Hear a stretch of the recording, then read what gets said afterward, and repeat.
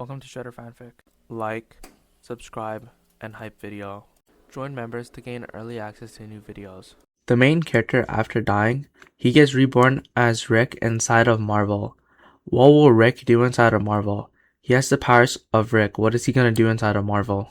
I wore a neon vest and carried a clipboard. The badge on my chest said I was supposed to be there, which was the most important part. I walked with a quick pace and an easy smile because that got people to move without asking me questions. Pepper met me near the loading dock with a tablet tucked under one arm and a coffee in the other hand. Her hair was tied back, and her eyes looked tired in the way busy people get used to. She lowered her voice when I approached. "Grounding," she said. "South Bay. 15 minutes before Hammer's delivery heads to the cage. Can you make that?" "Easy," I said cheerfully. "I'll sew the ground to the earth." "Please don't say things like that out loud," she said. "There are reporters with ears everywhere." "You won't hear it twice," I said, smiling. She exhaled and handed me a paper map marked with 2 red X's. Cage 12. Cage 14. Natalie flagged 14 last night. I flagged 12 this morning. They're not on our final diagrams. "Got it," I said. "I'll keep you posted." Happy jogged up with a roll of gaffer tape on his wrist and a radio clipped to his belt. He looked at me with relief like I was a spare tire and he was standing on the side of the road. "Walk routes with me after?" he asked. "Have them ready by lunch," I said, cheerful and steady. "West exits look cleaner. South gets caught by forklifts when the hour turns." He nodded. "I saw that. I'll start moving the pallets." Pepper's gaze sharpened. "Do not move anything with Hammer labels unless Eli says so." "Copy," Happy said. He meant it. I took the stairs down to the South Bay. The concrete here carried a cold smell. The lights buzzed. The cages sat in a neat line like metal teeth. 12 and 14 waited with new padlocks shining under cheap paint. The labels said lighting truss and spare cabling like Pepper promised. The lot felt too quiet for a busy morning. I started with 12. I crouched, set the clipboard against my knee, and ran my hand along the lowest metal crossbar. The welds felt rough under my glove. The wheel casters were wrong for the floor grade. The inventory tape had been applied hastily and pulled in one corner. I leaned closer and saw a second sticker underneath. I peeled it back carefully and read the original print.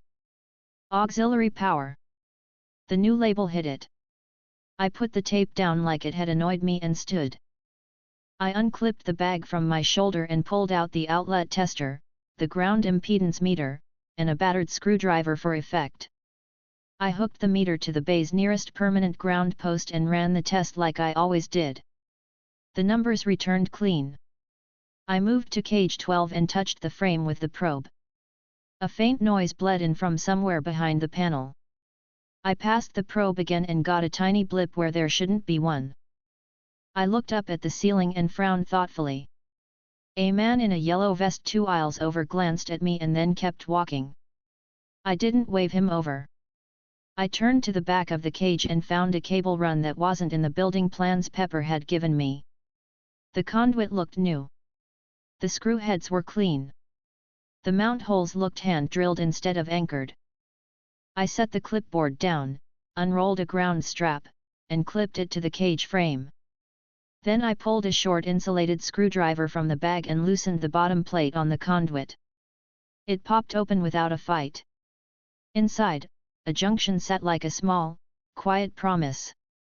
A 3-way split, taped in a hurry, with a tidy little transformer spliced for down conversion that did not match our equipment list. "Found you," I said cheerfully under my breath. I took a photo with the disposable camera I kept in the bag, then closed the panel halfway and left one screw loose so it would swing open like an accident if someone tugged it. I took a step back and opened my radio. "Pepper," I said, bright and even. "We have non-conforming junctions in South Bay. 14 is probably worse. I'm going to ground test and isolate. Can you log a safety hold on the dock until I clear it? Consider it done, she said, calm but tight. How long? Give me 20 minutes, I said. If Hammer's crew asks questions, tell them I'm doing readings for the insurance people. There was a beat, then a quiet, thank you, before she cut. I moved to cage 14. It was heavier. The wheels bit into the concrete when I pushed lightly, which told me the weight wasn't evenly distributed. The lock was new. I checked the four corners and found scuffs on the floor near the rear right where someone had pushed too hard. I crouched and ran my hand along the frame. The static felt wrong. I clipped the ground strap to the cage and the permanent post, then ran the impedance test again. The reading spiked and fell. It shouldn't do that. I lifted the corner of the cage with a pry bar and slid a block underneath to tip it for a better angle. The underside showed a second conduit plate. That did not belong. I pulled my phone to snap a quick picture for Pepper and then put it away. I loosened 2 screws, swung the plate aside, and saw a compact switching module with 3 stubs. The wires were labeled with colors that didn't match our code. 1 stub went into the building's ground run. 1 went into the cage. 1 disappeared into a thin wire tucked against the frame heading toward the rear panel. The label on the module read Halcyon Vector, the same shell I had seen in the Navy Yard paperwork. I leaned back and exhaled. The cheerful tone in my head stayed, but the line under it drew straight. This wasn't just auxiliary power. It was a bridge. Power in, control out, and a way to ground a signal through a route that would look like a lighting fault if someone audited after the fact. It was neat and wrong. I pulled a small insulated cutter and clipped the bridge to the building ground. Then I capped it. That would keep it floating without setting off any alarms. I added a short jumper from the cage frame to my external strap to carry any stray bleed to the building post. Then I checked the reading again. The spikes died. The line settled. I smiled like a person who found a missing sock. 2 of Hammer's techs rolled up on a cart with a coil of cable and stopped when they saw me crouched at the plate. One of them had a notepad. The other had the wrong shoes. You can't open that, Notepad said. His tone tried to be firm. It sounded like someone who didn't like confrontation. Safety check, I said cheerfully, standing in one smooth motion and clicking the plate shut with my screwdriver. Insurance would cry if I skipped it. We have our own crew, Shoes said, less polite. Stark's insurance trumps your crew, I said, still smiling. Also, your cable outside the shielding is 2 gauges too thin for a run that long. It'll heat if you push it. Shoes looked down at the cable on his card and then at Notepad.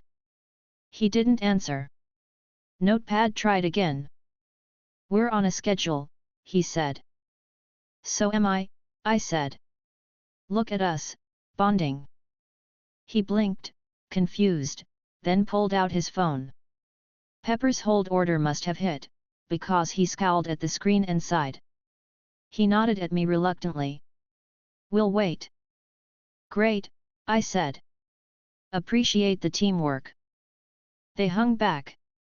I checked the strap one more time and added a second clamp to be safe. Then I walked down the line and put a tester on every cage to make it look official. 2 more had clean frames. 1, with no label, ticked wrong.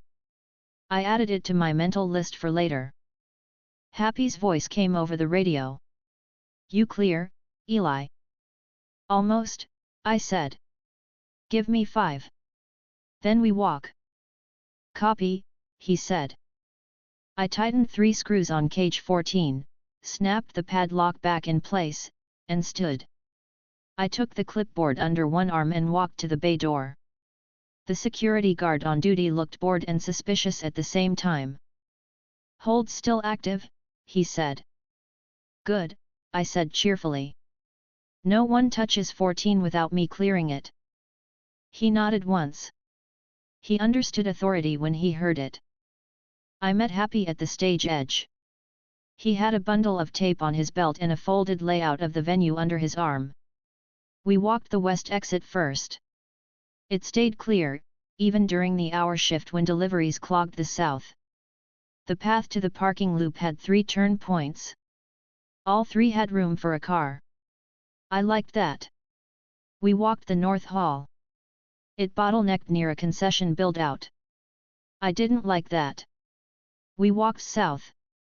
The loading dock ate space and regurgitated forklifts without warning. I hated that. West, I said simply. West, Happy repeated. He looked at the space like a man memorizing a route in case someone screamed. He didn't smile, but his shoulders loosened a little. Pepper found us after the walk. She looked steadier than this morning. She read people like maps. When the routes looked good, she stood taller. How bad? She asked. Fixable, I said. 14 had a bridge that shouldn't exist. I isolated it.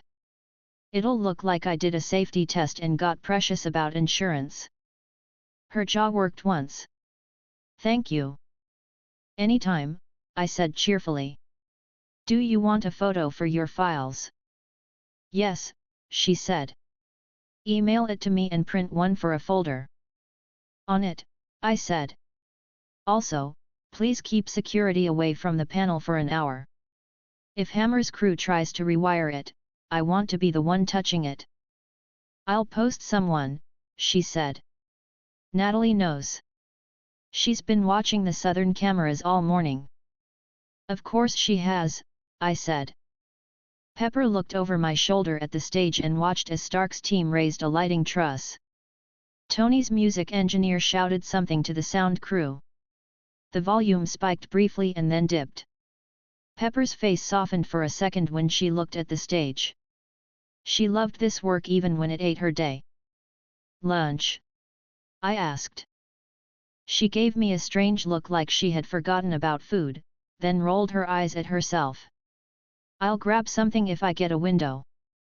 I'll bring you something if you don't, I said, and meant it. She nodded once in appreciation and turned away to take a call. I texted Natalie a single line, 14 isolated. Thanks for the heads up. She replied 5 minutes later with understood. That was her style. No fluff. Just the right amount. I spent the rest of the morning being boring in a visible way. I moved ladders, taped cables, and checked outlets like a person who liked doing exactly that and nothing else. I put a safety cone near a spill even though someone else already placed one. I held a door while a vendor rolled a cart through. I kept my eyes on the edges and my hands by my sides. Around 1, Hammer's entourage appeared at the South Bay. The man himself wore a white suit that did not belong in a loading dock. He smiled a lot. His eyes moved in a way that said he counted cameras more than people. He saw me and brightened like he had found a microphone. You, he said, sliding closer with his arms open. You're Tony's guy. I'm nobody's guy, I said cheerfully. I'm a grounding test. He laughed in a way that wanted me to like him. We're all just trying to keep the show running, my friend. You mind if my boys push 14 up to the staging area? We've got a slot. Hold still active, I said, tone polite and firm. Insurance. Safety. Lawyers. You know how it goes. His smile twitched. That's funny. We didn't get the memo. You did, I said, smiling. It's in your email with 3 other things you didn't read. He stared for a second, then forced a chuckle. You're funny. You must be fun at parties. I am, I said. I make sure no one gets electrocuted. He looked past me at the guard and then at the cages. He lowered his voice. Can you clear it if I ask nicely? I can clear it when it's safe, I said, steady. Right now, I can't. His jaw ticked a little. Then he put the smile back on like it fit. "All right," he said. "You're the boss of the basement." He patted my arm. "Let me know when my toys can play." He walked away like the scene had gone the way he wanted. It hadn't. He headed toward the stage, where he tried to ingratiate himself with a lighting tech who didn't know who he was. The tech ignored him.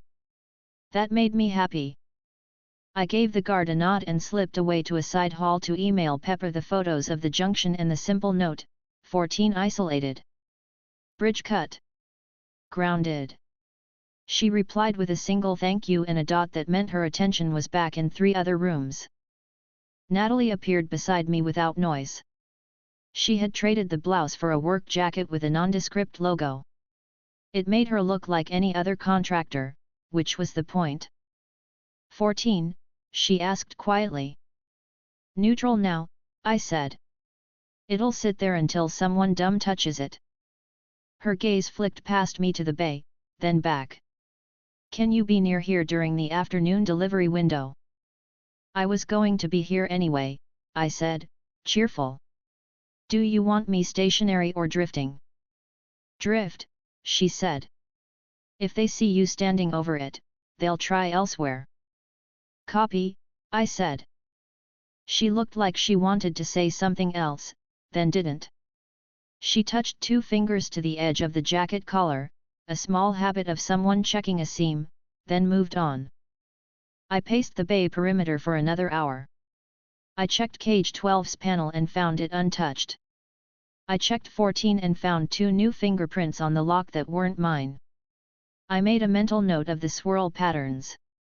Whoever tried it would try again. At 2, I brought Pepper a grilled chicken wrap because I doubted she had eaten. She was in a cluster of clipboards when I arrived. She took the wrap without breaking her train of thought, bit into it, and gave me a grateful look that sat behind her eyes even as she talked to 3 people. Thank you, she said finally when the others walked away. You're welcome, I said, cheerful. Your blood sugar just sent me a thank you card. Stop, she said, rolling her eyes. But she finished the wrap. That calmed me a little. At 3, the sound team ran a full volume check. The place shook. Journalists paced the outer perimeter like a circle of sharks who preferred microphones to teeth. Tony did a short walk with a supervisor, hands in his pockets, sunglasses on. He looked fine. He always looked fine until later. Happy never let him out of sight for more than a minute. That helped.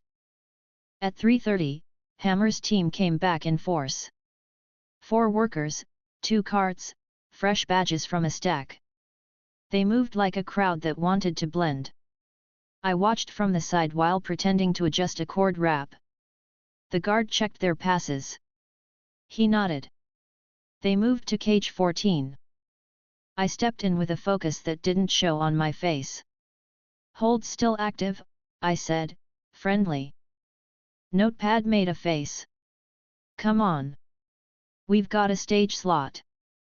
You'll have a stage slot after I clear the ground, I said. If your frame arcs when they lift it, you'll cry, I'll cry, and Pepper will fire me. None of us want that. Shoes tried to go around me. I stepped left without changing expression. He stopped. 5 minutes, I said cheerfully, crouching fast before they could argue and popping the plate just enough to make it look like I was doing a thing only I could do. I tightened the jumper and measured the line again. It behaved.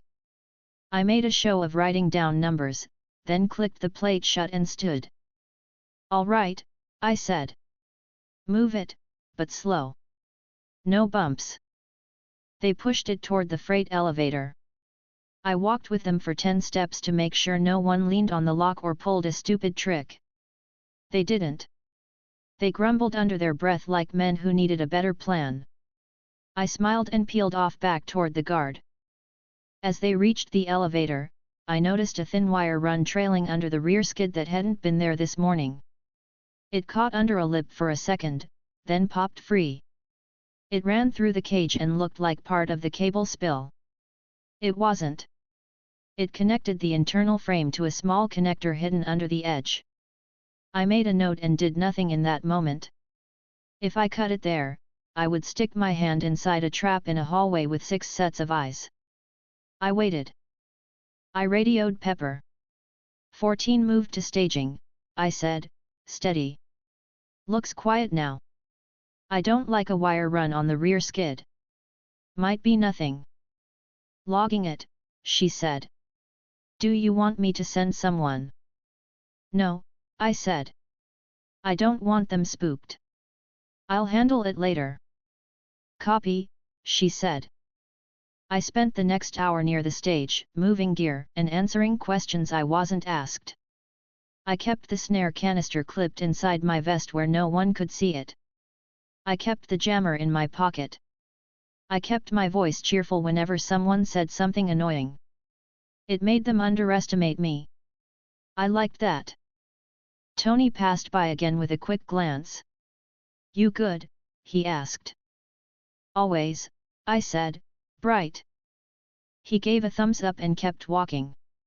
He didn't look good in the way a person looks when they forget to sleep because problems lined up on their bench.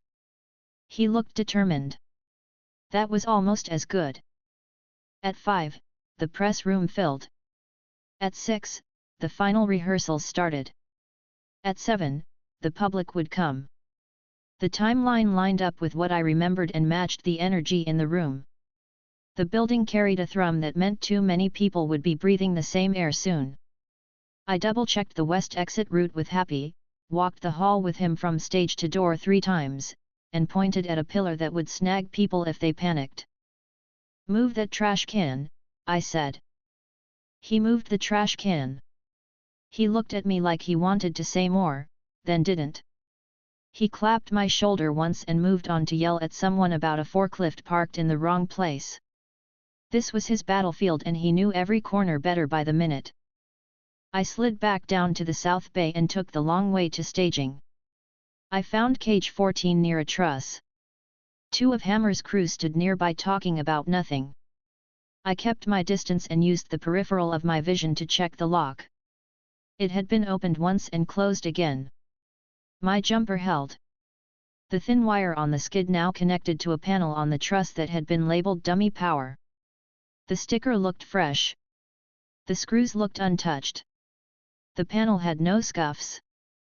I walked up with a clipboard under my arm and a pen behind my ear. Need to clear dummy power before doors, I said, calm. Shoes frowned. We cleared it. Clear it again, I said cheerfully. It's coming. He hesitated, then shrugged. Whatever. He started to reach for the panel.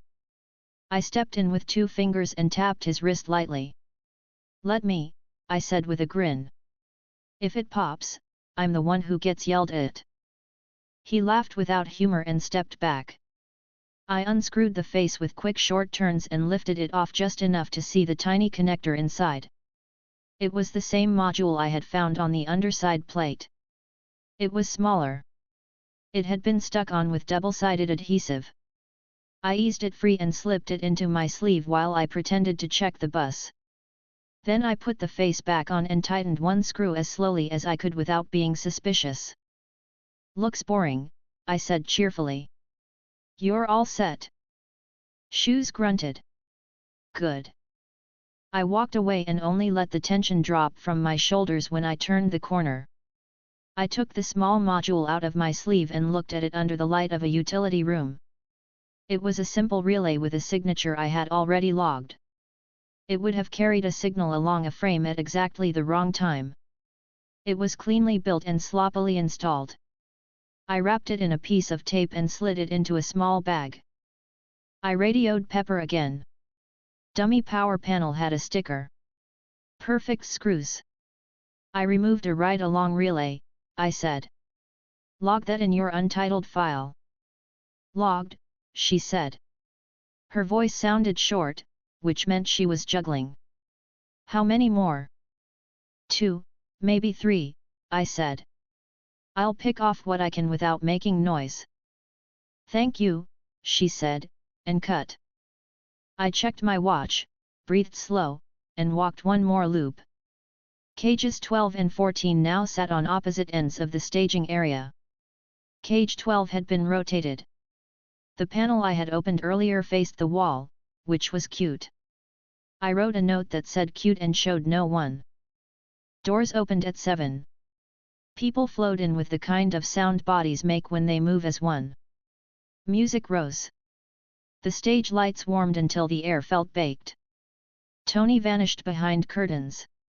I stayed where I had promised to be, near the mouth of the South Bay, drifting like I belonged everywhere.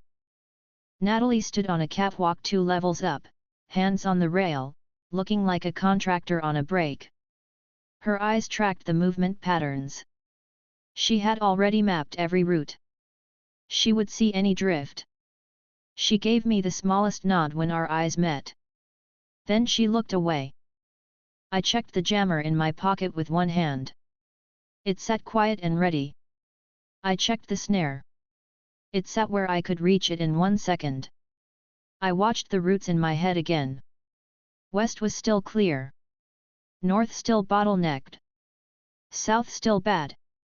Happy hovered stage right in a suit that made him look important enough to shove people. Pepper stood stage left with a tablet and talked through a headset microphone, moving people across marks. The first portion of the show moved clean. Tony did Tony, loud and sharp and confident. He took the stage like he owned the building because he did. The cheer in the room made my chest feel tight, but in a good way. My smile stayed easy. My hands stayed still. My brain kept counting. Hammer showed up near the edge with a grin that had too many teeth. He waved like this was his birthday party. He wanted everyone to see him when it was time for his entrance. I wanted him far away from the panels. I walked behind him and let myself be a shadow someone didn't step into. He felt it, glanced back, and decided to move left. Good. When the intermission came, Cruz rolled a rack onto the stage. Pepper checked a cue with the stage manager. Natalie walked the upper level and didn't break pace. Happy slid closer to the curtain and watched the aisles. I stood at the mouth of the bay and kept my eyes on everything that could trip a person. I didn't think about the fight that would come later. I thought about grounding. I thought about straps. I thought about doors. I thought about one tiny relay hidden where it shouldn't be and the person who stuck it there. I kept the cheerful tone because it kept me moving. Under it, I stayed serious, because that kept everyone breathing. I rolled my shoulders once and whispered to myself, "All right. Showtime." The soundboard lit. The lights shifted. The crowd roared. The panel screws stayed where I left them. That was enough for now. Chapter 22, Live Feed Fix. The house lights dropped for the opening montage, and the crowd's noise shifted from chatter to cheers. The expo floor felt tight with bodies. The air had the mix of hot cables, fresh paint, and perfume that stuck in your throat after a while. I stood at the mouth of the South Bay with a clipboard under my arm and a neon vest over a dark shirt. The badge on my chest read staff in big letters that kept questions away. I smiled at anyone who looked my way and then kept moving. Pepper's voice came over the discreet in-ear she'd handed me that afternoon. "All departments, we are live. Hold cues. Stand by for stage A transition." She sounded steady, brisk. You could hear the hours on her voice, but not strain. She ran shows like this the way other people breathe. Happy stood stage right with a radio and a warehouse of stubbornness. He watched the aisles and the curtain gaps like he could keep the whole crowd in his line of sight. He checked in with me every few minutes with a glance and a nod. I returned the nod, then did another lap of the South Bay. Cage 12 sat where I left it, rotated to face the wall with the label for lighting truss peeking around the corner. Cage 14 perched closer to the staging line, padlock forward, casters scuffed. The relay I had slipped from the dummy panel rode in a small plastic bag in my pocket. I had no reason to take it out and admire it. I had already memorized the solder lines.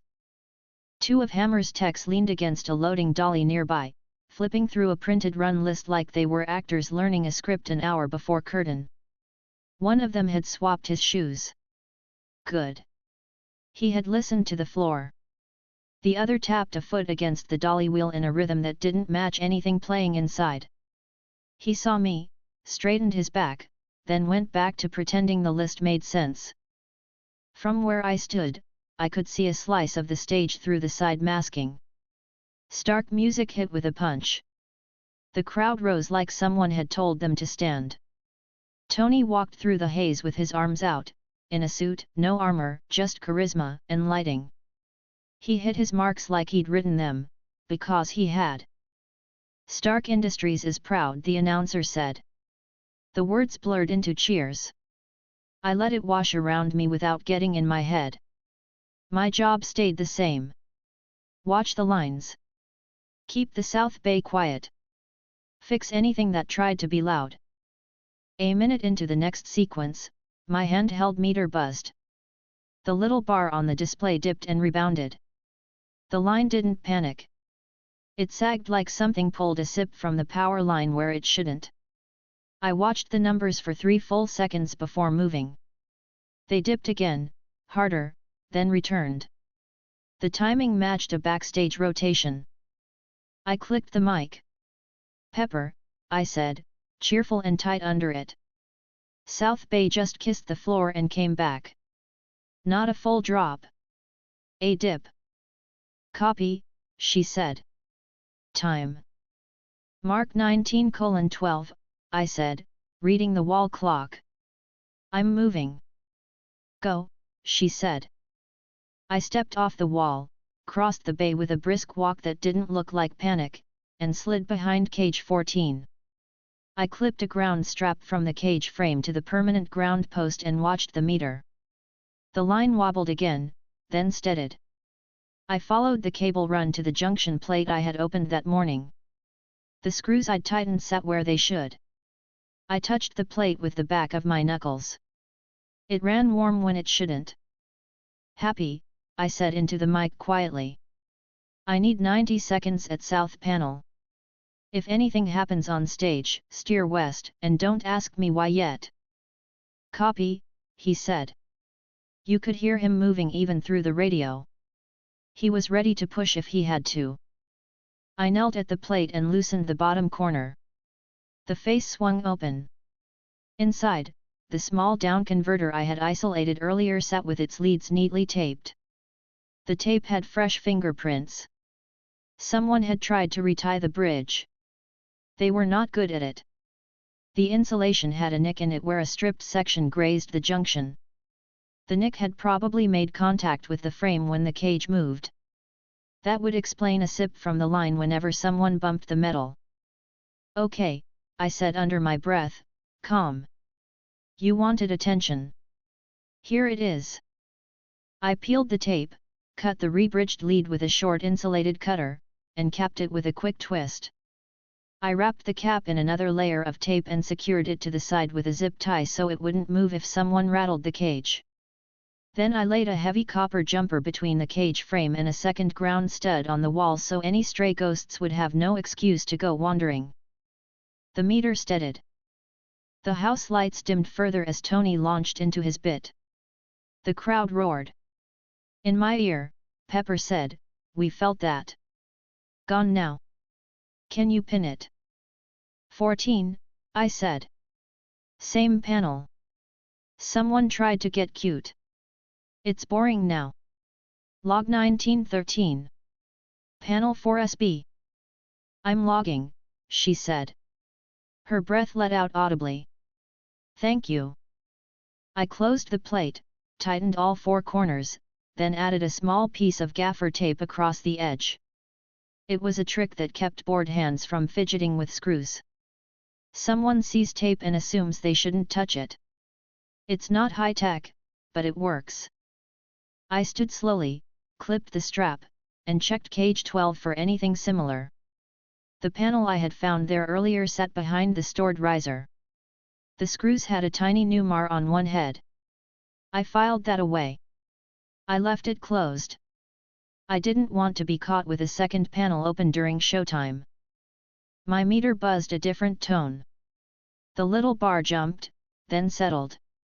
That was normal. Stage pulls hard during scene changes. I clipped the meter to my vest so I didn't have to hold it and stepped closer to the doorway to see the stage better. Tony's voice slid through the space like a line on a screen. He hit a joke. People laughed. The sound guys let the mics breathe. Natalie's voice hit my ear. South Camera 12 went grainy and cleared, she said. Not normal behavior. I looked up instinctively. Location. Left of stage B, she said. Above cage 12. I moved without increasing my pace. I didn't run at events like this unless someone was bleeding. I walked a straight line toward the column below that camera and took the maintenance stairs 2 at a time. The catwalk felt solid under my boots. I kept my head down and hands busy so the crew up there ignored me. At the camera mount, I crouched and pretended to check the cable. I loosened the mount with a small Allen key from my pocket. The feed flickered and then sharpened. A small piece of black tape sat under the bracket. I slid my finger under it and felt the lump of a thumb-sized transmitter taped to the metal. I peeled the tape slowly, slipped the little block into my palm, and pocketed it. It felt the same as the relay module I had removed from the dummy panel. Same Shell Corp signature etched in tiny letters. I rolled my wrist and retightened the camera.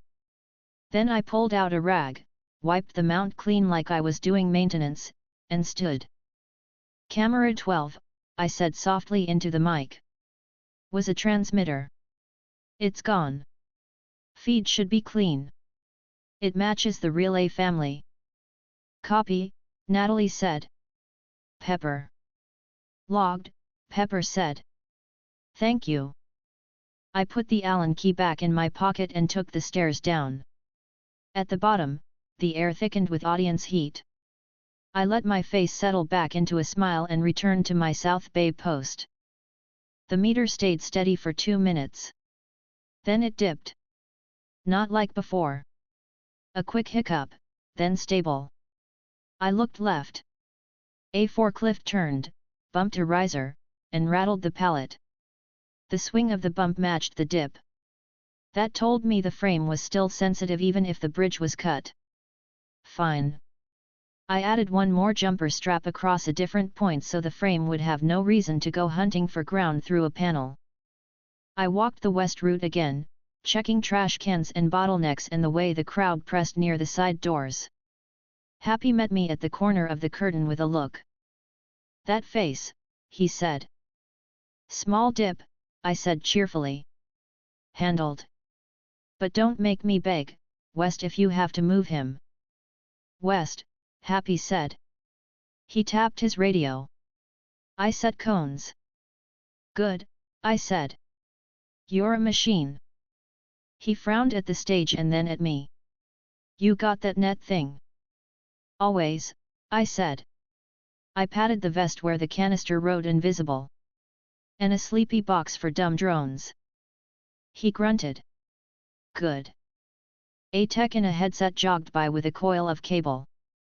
I watched him, then watched the coil. It was thicker than the ones Hammer's crew brought. Our code. Good. Tony's voice climbed again. The crowd followed him.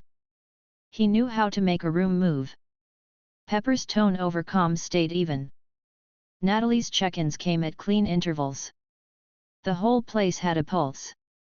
At 19:28, the meter dipped hard for a quarter second and came back. The lights didn't flicker. The sound didn't pop. The audience didn't know. I did. I opened the south panel for a second time. My first jumper held. The new one I'd added was solid. The down converter still sat taped off and harmless. The only variable that changed was movement on the line. I crouched lower and looked at the conduit that fed the back wall. Someone had installed a small passive coupler inside the conduit itself. It looked like a black ring around the cable. It would couple stray signal without touching the copper. I could tell it was new because the dust line on the pipe stopped where it sat. I did not have time to redo conduit. I did have enough time to bypass the coupler by setting a parallel ground.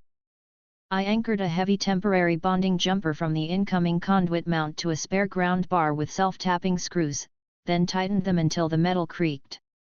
The meter smoothed. The number stopped acting clever. I heard the audience roar and felt the stage shake. Tony must have hit his finale for the segment. Music punched. Lights bled through the masking. I tightened one more screw, closed the plate, and stood. "Pepper," I said. Marked a second dip at 1928. I set a bypass. "It's stable. Post-show, you'll want electricians to carve out the south conduit and check for passive coupling devices. Black ring, not in plan." "Logged," she said immediately. "Thank you." Natalie came in 10 seconds later.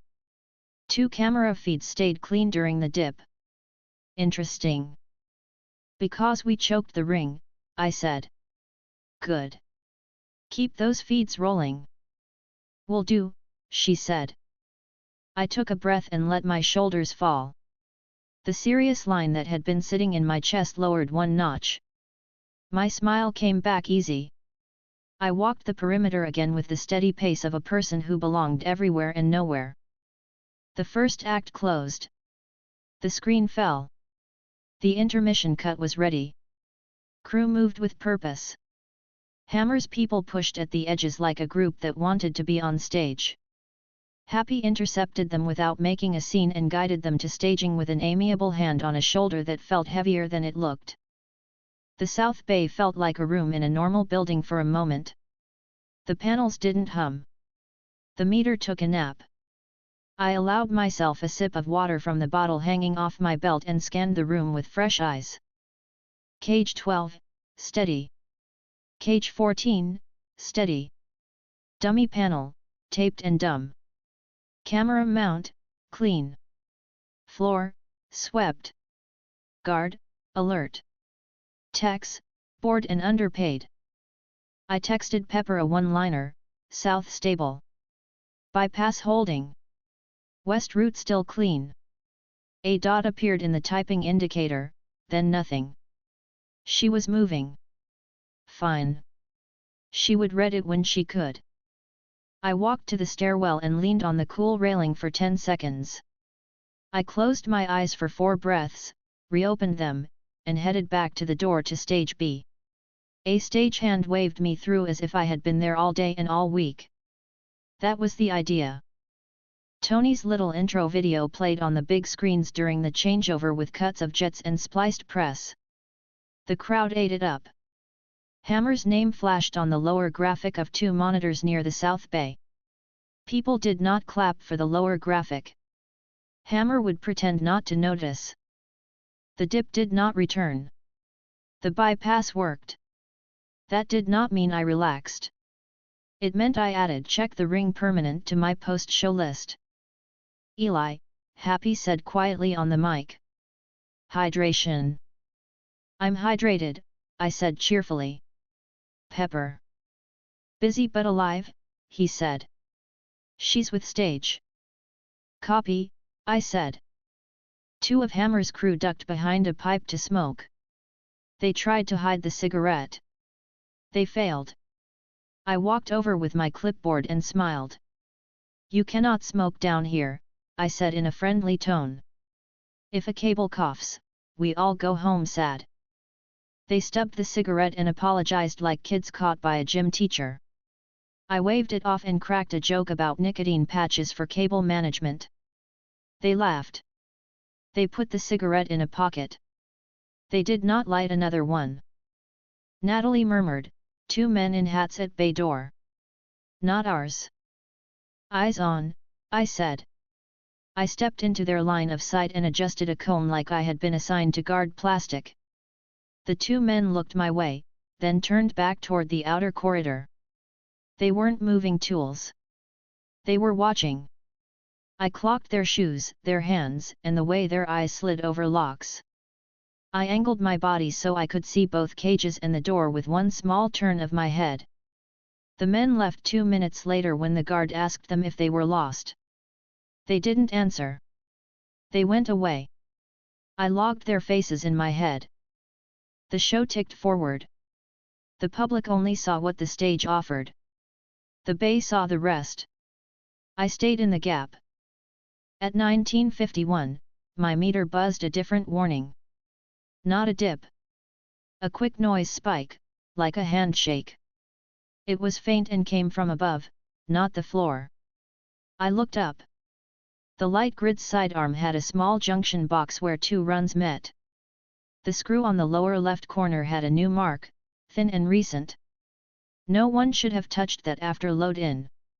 I took the maintenance stairs again with a slow step and a maintenance gate. At the junction, the box cover had one screw a half turn looser than the others. I tightened it, then loosened it, then tightened it again to make it look like the last pair of hands had been mine. Inside, a ring coupler rode the cable run the same as the one in the conduit. Same model. I did not have time or authority to rewire the grid. I added a short bonding jumper from the metal case to the main rail and tightened it until the box stopped humming under my fingers. The meter stopped buzzing.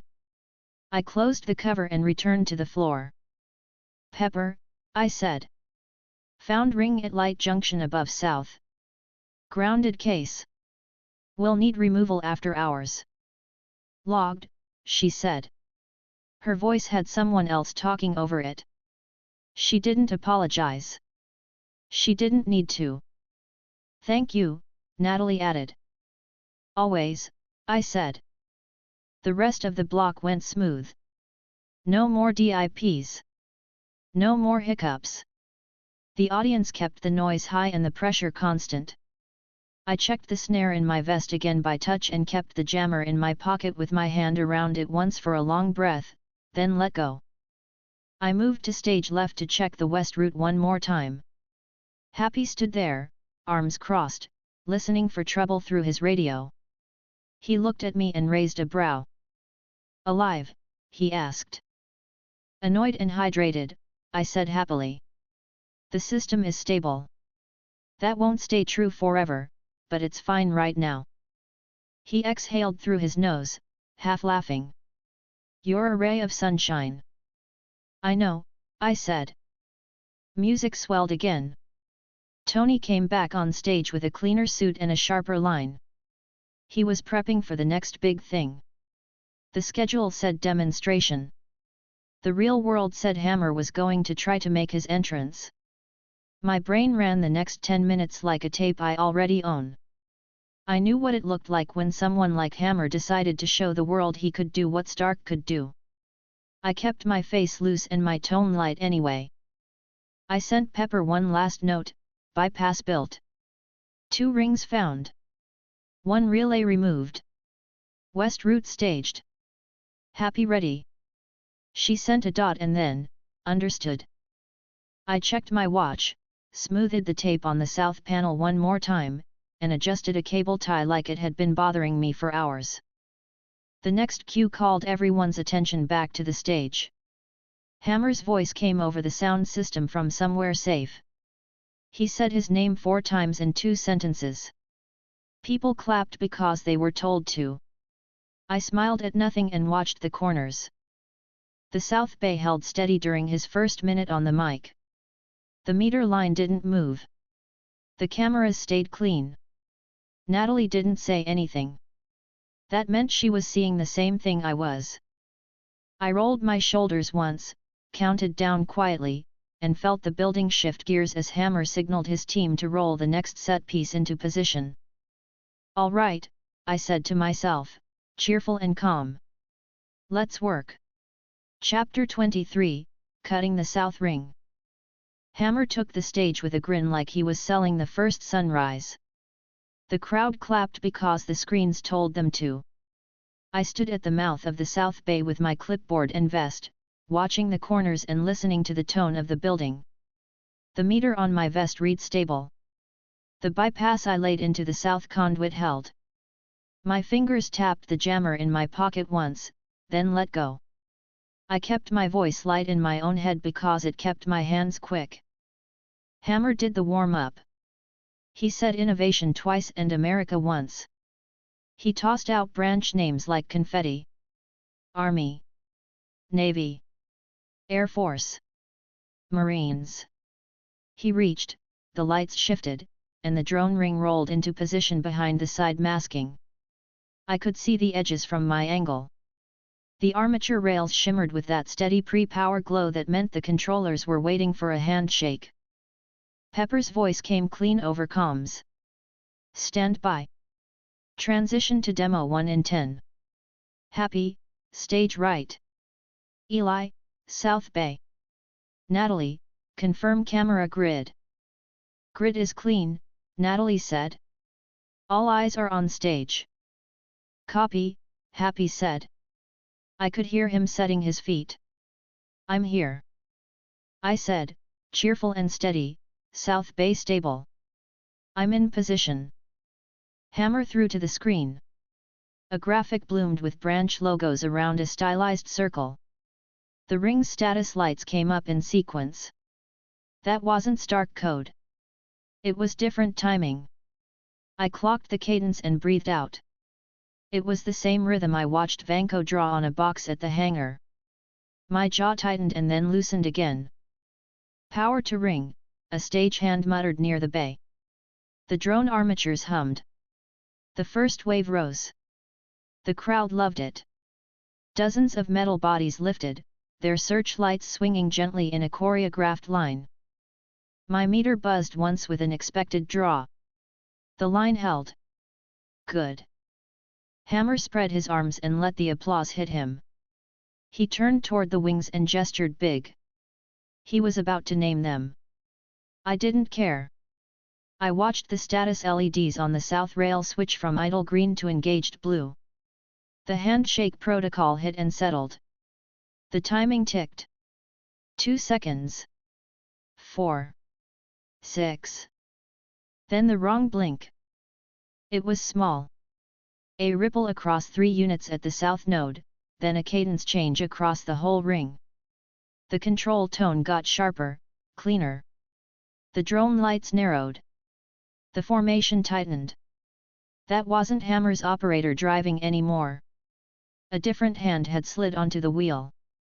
Pepper, I said, calm and fast. Control just shifted. It's not Hammer. Her breath caught for a second. Copy. Tony's voice came up on cage mics near the wing. That's not right. Natalie spoke in my ear at the same time. Feed timing changed across the board. I pulled the jammer from my pocket and let my thumb rest on the switch. It was tuned to Hammer's lazy handshakes. Vanko's hijack likely still rode inside that family because he built their guts.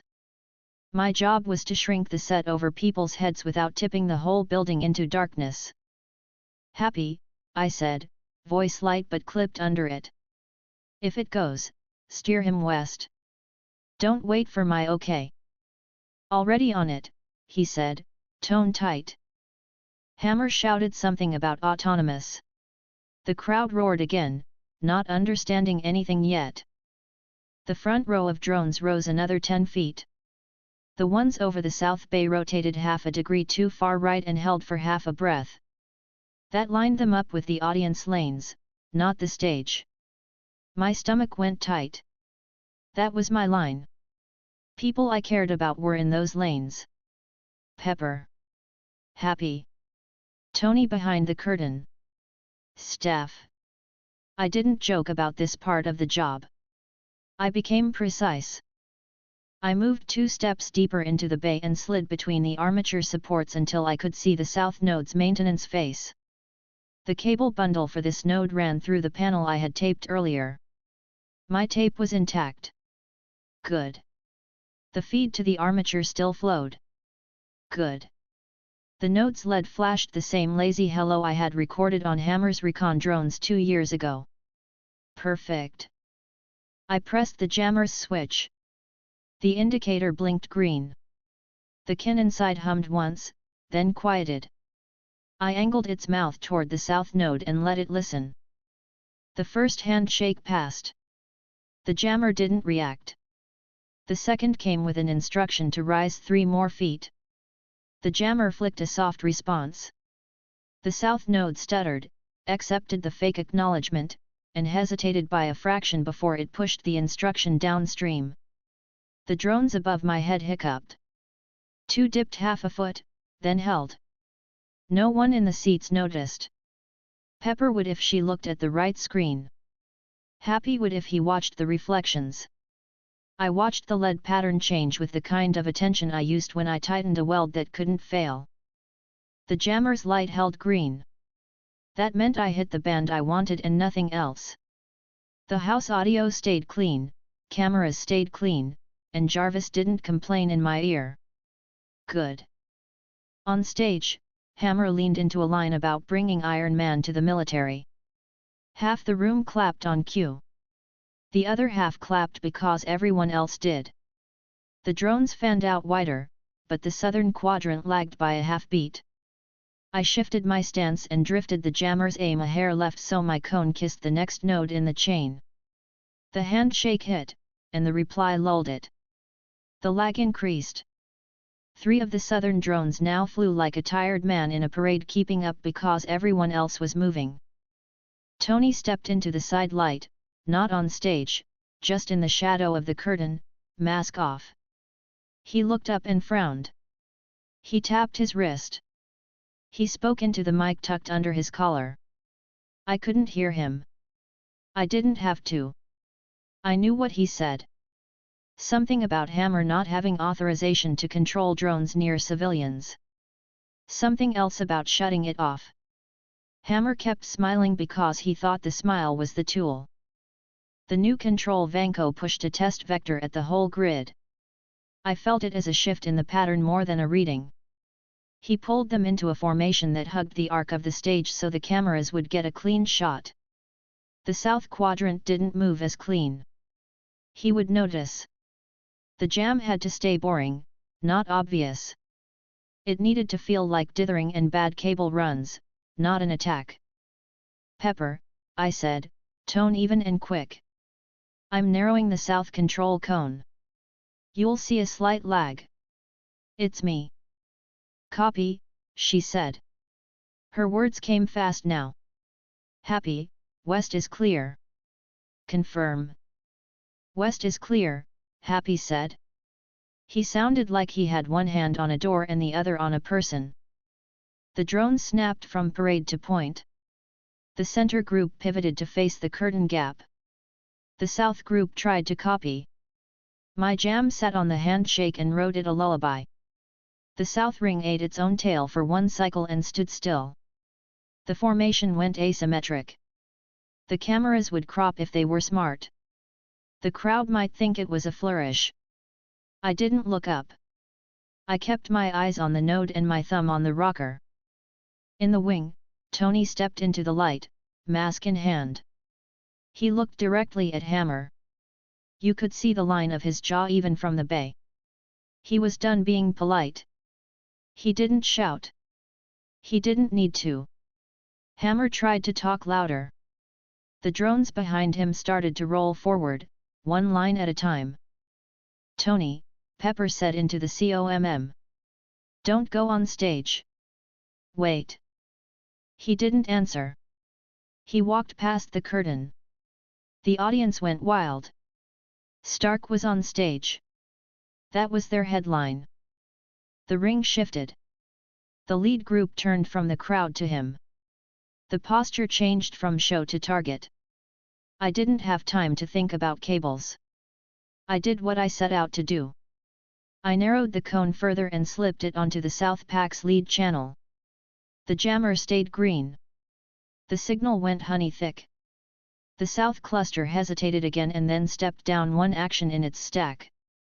The bodies over the crowd stayed where they were instead of pressing forward with their brothers. Lag on the South, Natalie said quietly. Intentional.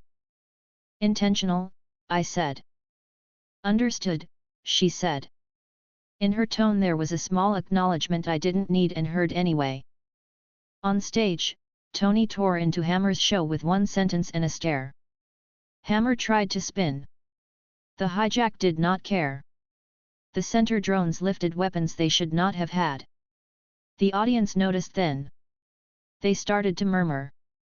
You could feel the first edge of fear cross the room.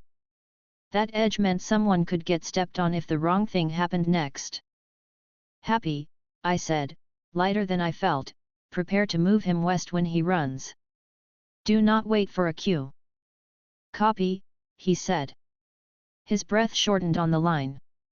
He was braced. The first shot came. A drone on center left fired a burst into the curtain where Tony had been standing a heartbeat before. He put the mask on and the sound in the room changed.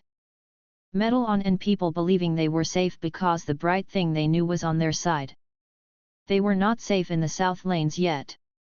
My job was to make them safer without being seen. I took one step deeper into the bay so my shoulder pressed as support. It gave me a clean line to the second south node. The drone packs above it had staggered to a stop because the chain didn't get a clear go order. I moved the jammer between nodes with a small sweep so it kissed each handshake in sequence and returned a calm acceptance while blocking the next instruction from propagating. It wasn't a hard block. It was a stall. The best stalls look like bad code, not a fight. The center and north packs broke into a hard push toward the stage. The south packs over the audience lanes shifted slower. A drone above row 3 pivoted too low. I had the snare in my vest if it came down 2 inches. I could drop one without breaking a person below. I kept my fingers away from it for now. The jammer was doing the job. Dropping hardware near people was last resort. Hammer yelled something to the crew. Natalie spoke to Pepper quietly. Pepper told someone to clear a hall. Happy's voice cut clean through the noise. West. Now. Tony lifted off the stage, repulsors glowing, and darted left.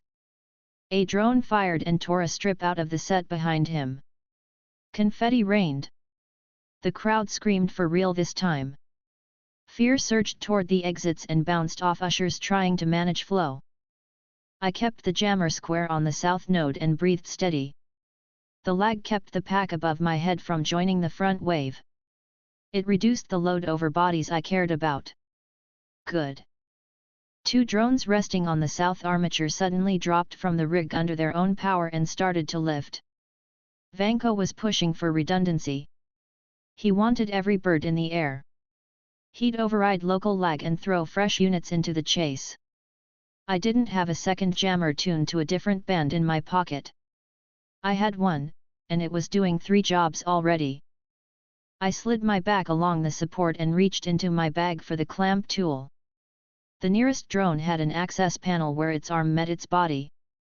If I could get the clamp on it before it rose, I could pop the panel, expose the bus, and shove a net coil into the cavity to short the control node without frying a battery. It would look like a glitch. It would be loud. It would drop to the pad. The space under it was clear. I moved. I got one hand on the drone's arm and the clamp on the seam. I twisted the handle. The piezo jolter clicked twice. The panel popped. I yanked it open with my thumb and shoved a micro net coil no cable into the cavity. It bit into the control node with a small crack. The drone sagged and slid back into its mount. Its status LED died. I closed the panel fast and stepped away like I had just tightened a screw. The second drone lifted 3 inches. I shook my head once and let it go. My jammer had priority. If I chased every bird I'd lose the room. On stage, Tony dragged a cluster of drones toward the west side, repulsors loud and clean, doing the thing he does best, making targets chase him instead of anyone else. I knew where that ended. A parking lot. A sky. A fight that belonged in the air and not here. My job was to hand him the exit he needed. Happy, I said. West Lane is clean. South Bay Stable. I'm sending you out under a quiet sky. Copy, Happy said. We're moving. The crowd broke in two directions. Ushers waved. Some people listened. Some didn't. Pepper told someone to lock the east stair until the push eased. That was the right call. Better to send them 3 extra steps than to let them jam a pinch point where they'd get scared and hurt. A drone from the north bank broke formation and swooped low over the front row. The audience ducked. Security stepped in. It climbed again and turned left in a dirty arc as if indecisive. Either the control got noisy or Vanko tested a hunting pattern. I lifted the jammer a hair and let the edge of the cone touch the node it listened to. The drone shivered in its path, idiot stalled, then rose and drifted wide. I eased the cone back to my south node and locked it there. No one caught me doing it because no one looked at a person with a clipboard and a boring vest when the sky was filled with loud machines. Tony cleared the lip of the stage and shot west. The wave followed. Drones peeled from the ring in bunches and chased him like children forgetting their lines. The south pack over the lanes above me hesitated again, then finally followed at a sluggish pace, 10 seconds behind the lead. 10 seconds is an ocean when things move this fast. It gave the crowd time to hit the aisles and tuck under seats. It gave Happy time to steer Pepper where she needed to be. It gave Natalie time to vanish from the catwalk and reappear as a person heading for a car with a goal I knew but didn't say. West exit clear, Happy said. Move him. Move him. Tony flew out of the building into the night. The drone pack poured after him like a faucet turned sideways. The sound changed when the air swallowed it. Inside, the pressure dropped. The room breathed again. People were still scared. The building still needed stability. My meter buzzed once in a warning I knew. The south bypass ground took a heavy pulse and dropped it like it should. The coupler I grounded earlier tried to feed a diagnostic spike into the frame. It didn't get into the building this time. The strap sang and then calmed. I pressed the panel with my palm and felt it steady under my hand. Pepper, I said. South stable under a surge. West is clear. East stair locked. East is locked, she said. Her voice stayed calm in the middle of footfalls and voices. We're clearing the center. Thank you. Always, I said. Hammer's mic squealed as he shouted orders that meant nothing to anyone who could hear them. Security moved him off the floor because the camera lights would follow him and that's not what anyone needed. Pepper told someone to keep cameras on the stage, not the exits. That was the right call. Crowds move easier when they don't feel hunted by lenses. I let myself breathe again. It wasn't over. It was just a better pattern. I watched the South Bay. The drones left on the ring stared at nothing with their dead fish eyes and hummed in place. The one I dropped with the clamp stayed asleep. The one that rose on my left had joined the chase and was gone. Good. One less above heads here. I checked my vest, made sure the snare was still clipped, then tucked the jammer back into my pocket and covered it with the clipboard. I walked the bay to make sure no one had fallen. I checked under the armature because people hide in strange places when the air goes hot. Nothing. Good. Eli, Happy said. He's clear outside. Copy, I said, light coming back into my tone. Go do your thing.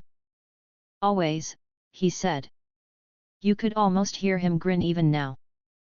Natalie's voice cut in, unchanged. Pepper, I'm leaving. I'll update you from the car. Be safe, Pepper said. She would go to Hammer. She would do what needed to be done there. I would stay and make sure no one inside fell because someone else made a stupid set of choices. The next 3 minutes moved slow and precise. Ushers guided people, hands up and soft. The music got cut to something neutral. Pepper's staff did that on purpose. You could reset a room's heartbeat if you gave it a steady sound and people invests who moved with confidence. Hammer's technicians gathered in a cluster near cage 12 and argued in whispers. I walked past them with my clipboard and glanced once at their hands. No tools. Good. Not now. The meter didn't buzz again. The bypass held. The coupler ring stayed angry in the dark where I left it and didn't get to bite anyone. The camera I cleaned stayed sharp. Cage 14 stayed dumb. Good. Status? Pepper asked, quieter now. South stable, I said cheerfully. No visible damage. One drone still sleeping. I'll gift wrap it for your audit. You're a lifesaver, she said. There was a small sound there, relief. It hit me right in the chest. Happy did the hard part, I said. You did the hard part. I just played with tape. She breathed out a laugh. Thank you anyway. The house lights came up another 20%. Staff started that subtle sweep you do when you bring a room down without telling anyone that's what you're doing. People calmed in measurable inches. I clipped the meter back to my vest and picked up the drone I had put to sleep with the clamp. It was heavier than it looked. I tucked it under my arm like a box and carried it to a side room that Pepper had tagged for staging junk no one should kick. I set it down on padding and wrote "for legal" on a piece of photographer's tape. The word made me grin. Then I got serious again and took a photo of the serial number for her file. I returned to the bay and took one last long look up at the rig. The light junction where I bonded the case looked calm. The panel screws all had my fingerprints. The tape on the edge stared back at me like a friendly line. I nodded to it. Then I checked my in-ear. Pepper, I said. I'm going to walk the west route once more. If you need me back at south, call loud. Go, she said. I'll hold south. I wove back into the room. People moved slower now. The sound dulled by degrees and then settled. On the far side, press tried to guess what to do without getting yelled at. They filmed the stage. They filmed the lights. They did not film the exit lanes because Pepper had stared at them when they tried. I saw the residue of that stare even from here.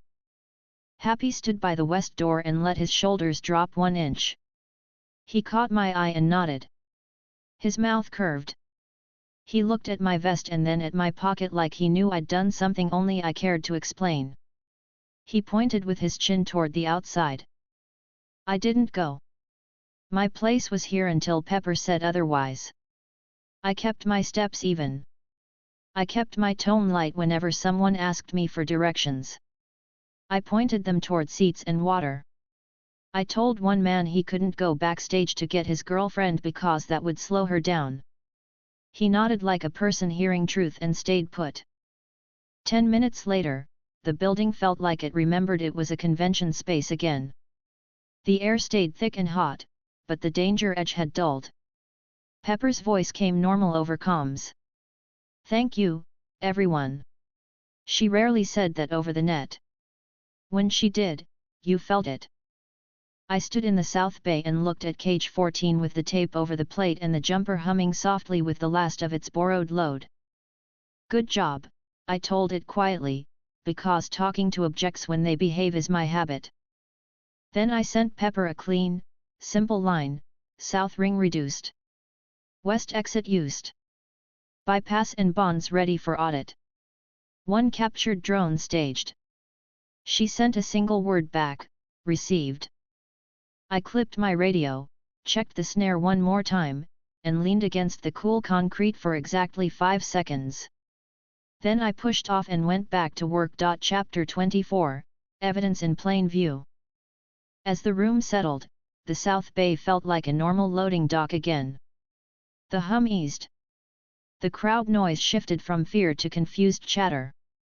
Staff voices returned to the usual mix of orders and questions. I kept my hands moving because that kept the space steady. I checked the tape on the panel one more time, then looked up at the rig and read the screws by habit. Everything I touched stayed where I left it. Pepper's voice came through the in-ear, quick and precise. Security, locate Mr. Hammer and hold him in the VIP interview room.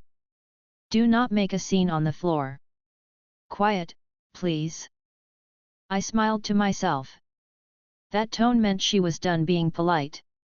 I slid the jammer deeper into my pocket, picked up the drone I had dropped earlier, and walked it to the side room we had tagged for safe staging. I wrote Exhibit A on a strip of white tape and stuck it to the shell over the serial number. Then I set it on foam and took a close photo of the sticker and the control node I had exposed under the panel. Clean chain of custody mattered now. Happy stepped into the doorway and saw the drone on the foam. He gave me a tired grin. You're collecting souvenirs.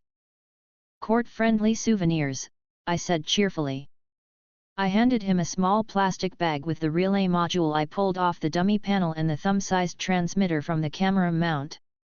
Exhibit B and Exhibit C. He took the bag, held it up, and squinted at the tiny hardware.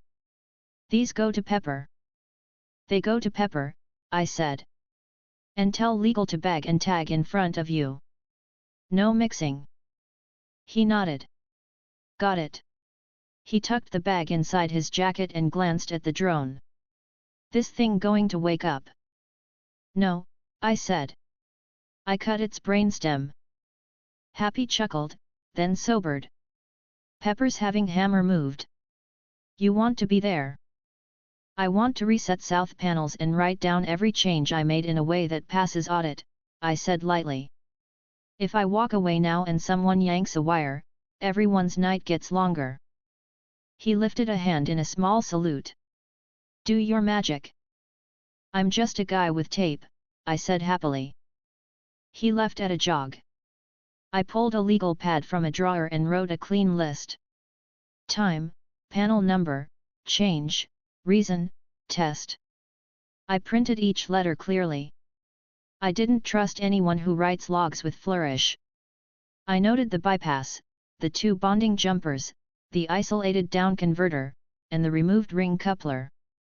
I included screw counts, so if a plate showed 4 new heads later, someone would know it wasn't me. I took the pad and my tools back to the south bay and set the clipboard on the floor against the wall. I wiped the panel face clean and added a small lockout/tagout card with the time and my initials. The guard on the corner watched me do it and nodded. He knew what the tag meant even if he didn't care about the numbers. Anyone tries to open it, I said pleasantly, you call me, then you call Pepper. Understood, he said. He touched his radio with 2 fingers. He would follow the chain. Good. Through the mask at the edge of the bay, I could see the stage again. The house lights stayed high. People milled. A few security staff guided groups to doors. No one ran. That was the result you get when the person with the tablet knows exactly how many steps it takes to clear a zone without panic. Eli, Pepper said in my ear. Interview room 3. Now, please. On my way, I said. I wiped my hands on a rag, tucked the pads into a pocket, and headed up the service stairs instead of the main hall. The concrete felt cool through the gloves. My legs took the steps in even pairs. Interview room 3 sat off a corridor near the VIP lounge. It had glass on one wall and frosted film you could adjust. Pepper stood inside with 2 building security officers. Hammer sat in a chair with his hands open like he had nothing to hide and everything to say. He looked smaller in here than he did on stage. His jacket had a scuff where someone had moved him firmly. He tried to smile when I entered. It looked strained. Eli, Pepper said, voice quiet. She had her tablet under one arm, papers on the table, and a pen resting near her palm in a straight line. Her eyes were sharp. Thank you for coming. Of course, I said cheerfully. I gave Hammer the polite nod you give a neighbor at a mailbox and leaned against the wall next to Pepper, out of the camera's center. Hammer tried his charm immediately. Listen, Ms. Potts, this is all a misunderstanding. Crowd got excited, systems glitched, but my guys are professionals.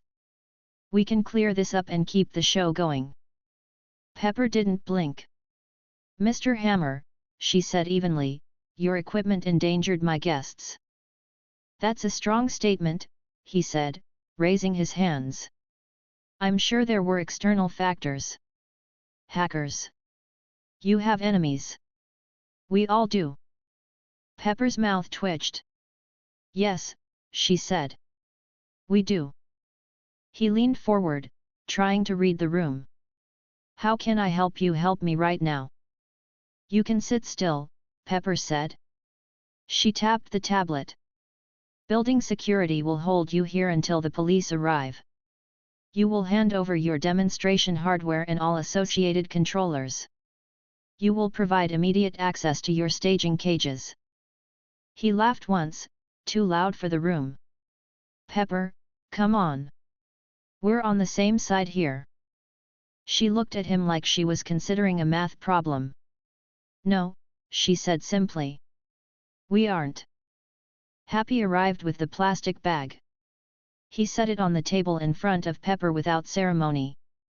From South Bay, he said, then nodded to me. Hammer's gaze snapped to the bag. What is that? Evidence, Pepper said.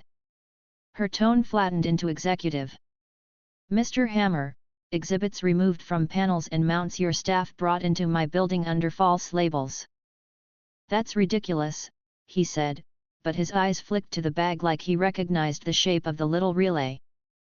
I kept my tone bright and casual. For the record, I said lightly, those modules were attached to structures labeled as lighting truss and spare cabling. Your locks were new. Your labels were new. Your wiring violated code in 3 places. He turned to me, annoyance breaking through the smile. Who are you again? Grounding, I said cheerfully. I stop things from hurting people. He opened his mouth to argue and closed it when he realized nothing he said would land here. He leaned back in the chair and tried another smile at Pepper. It slid off her. The door opened. Security stepped in. Ma'am, the lead said, LAPD is en route. 10 minutes. We can start chain of custody on your items. Thank you, Pepper said. Do it here. Mr. Hogan will observe. Happy nodded. He set his feet like he was a concrete post and crossed his arms. He would watch every hand. Pepper looked at me. The drone. Staged in room 7 on foam, I said. I labeled it. Serial number photographed. Control node panel opened for identification, closed and taped. No further touches. Good, she said. Her shoulders lowered half an inch. Then she turned back to Hammer. You will stay until they arrive. Hammer's smile cracked. This isn't how partners treat each other. We are not partners, Pepper said. She didn't raise her voice. It did not need volume. Your equipment hurt my guests. Sit still. He tried to show offense, then tried to look confused, then tried silence.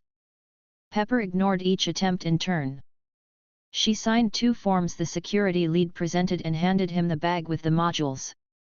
He sealed it with a strip that changed color as the adhesive set. He wrote the time large enough for the camera to see and the initials small and neat. Chain started. Pepper touched the tablet, then looked at me again. Walk me through your South Bay changes. Briefly. Panel 4SB, I said, clear and cheerful. I found a down converter wired to bridge a feed into the frame. Cut and capped the bridge. Secured the cap. Added bonding jumper from frame to building ground. Found a passive coupler in conduit. Bonded conduit mount to spare ground bar. Marked panel. Tag out applied. Found small relay taped into dummy panel on truss. Removed and bagged. Found small transmitter taped under camera mount. Removed and bagged. Log times. I handed her the legal pad. I didn't remove the coupler. It's inside conduit. It needs a licensed crew to open after hours. The bonding will hold until then. She scanned the pad quickly, lips moving as she read. Clear, she said. She tucked the pad under her arm. Stay available. Always, I said. She faced Hammer again. Did you bring Ivan Vanko into my building? He blinked twice. Who? Pepper stared at him. He fidgeted with his cuff button. He was good at lying to people who wanted to believe him. He was not good at lying to Pepper. She didn't press. She didn't need an answer right now. She turned back to the security lead. Escort Mr. Hammer to staging to await the police. Do not allow him access to any technical areas. Do not allow his staff to move crates without my authorization. Yes, ma'am, the lead said. Hammer stood slowly. You're overreacting, he said. Pepper picked up the bag with the modules, then handed it to the officer. We'll let the police decide. He tried to say something else, then saw it wouldn't help. He let security guide him out. As he passed me, he leaned a little. You think you did something today, he said softly. I smiled, relaxed, bright. I kept people from getting hurt, I said. That's enough. He scoffed, rolled his shoulders, and kept walking. When the door closed, the room exhaled. Pepper put both hands on the table for a second and looked down. Then she straightened. The line of her mouth stayed tight, but her eyes cleared. Thank you, she said, softer now. Both of you. Anytime, Happy said. Always, I said cheerfully. Go finish your reset, she said to me. Then go drink water and breathe air. I'll have legal take your statement after the police finish with Hammer. Copy, I said. I gave Happy a small nod and walked out. Back in the South Bay, the guard met my eyes. Still clean, he asked. Still clean, I said. You're doing great. He grinned, a quick flash. Thanks. I checked the tags again and took photos of everything in place: the straps, the plate, the tape. I emailed the images to Pepper with a subject line that read South Bay current state. I attached the legal pad notes as a scan from my phone and flagged it as internal. The less this traveled, the better. Natalie's text arrived as I was stowing the pad. At Hammer Industries. Situation developing. Keep Pepper steady. Good work on South. I typed, understood. Call if you need me to deliver anything. She didn't reply. She was busy. I put the phone away. The crowd had thinned to a manageable size. Staff started resetting chairs and picking up brochures from the floor. The music switched to something low and neutral. The show would not resume. The building moved toward cleanup. The police arrived at a brisk walk. 2 officers peeled off to interview staff. 2 more followed Pepper into the interview room. I did not insert myself. That was their space now. I stayed where I was useful, under panels and near people who could trip on badly placed gear. 10 minutes later, Happy returned to the bay with a clipboard and a steady face. They took Hammer to the office with Pepper, he said. They'll want to look at the hardware with us. You ready? Always, I said. I walked him to room 7 with the staged drone. He held the door and I pointed at the label. Exhibit A, he read, amused. You and labels. They keep people honest, I said. 2 officers and a detective stepped in with Pepper behind them. The detective glanced at the drone and then at me. This is the unit you disabled, he asked. Yes, I said, cheerful. Control node shorted using a net coil. No damage to battery. Panel was opened for identification and closed. We can repeat the ID while you watch. Do that, he said. I took the clamp tool, popped the panel again, and stepped back so no one could claim I was doing magic. There you go, I said. Control node. Markers on the board match the modules we removed from the South Bay.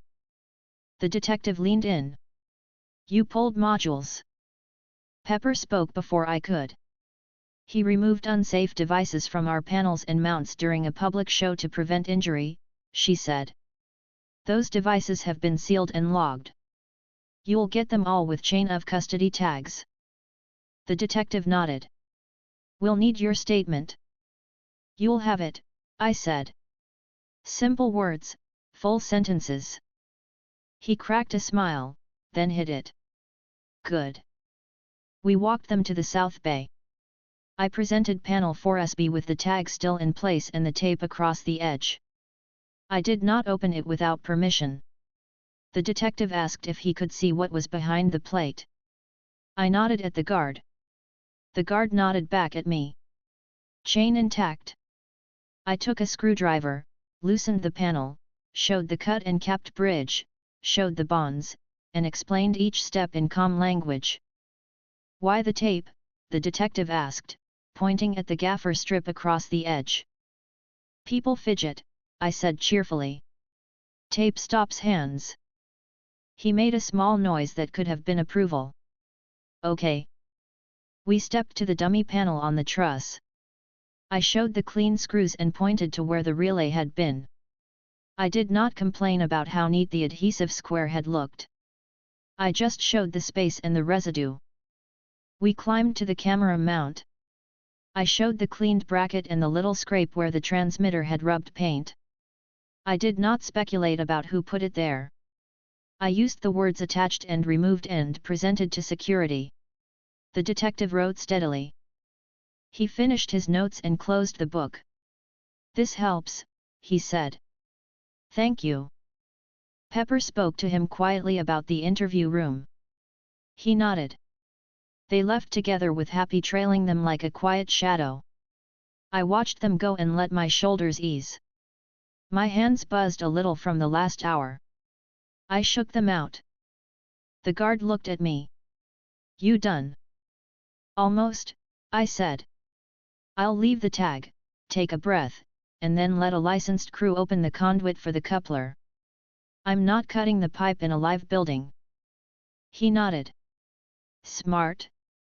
I sent a final message to Pepper. South Bay turned over to PD. Panel shown. Modules bagged. Drone staged.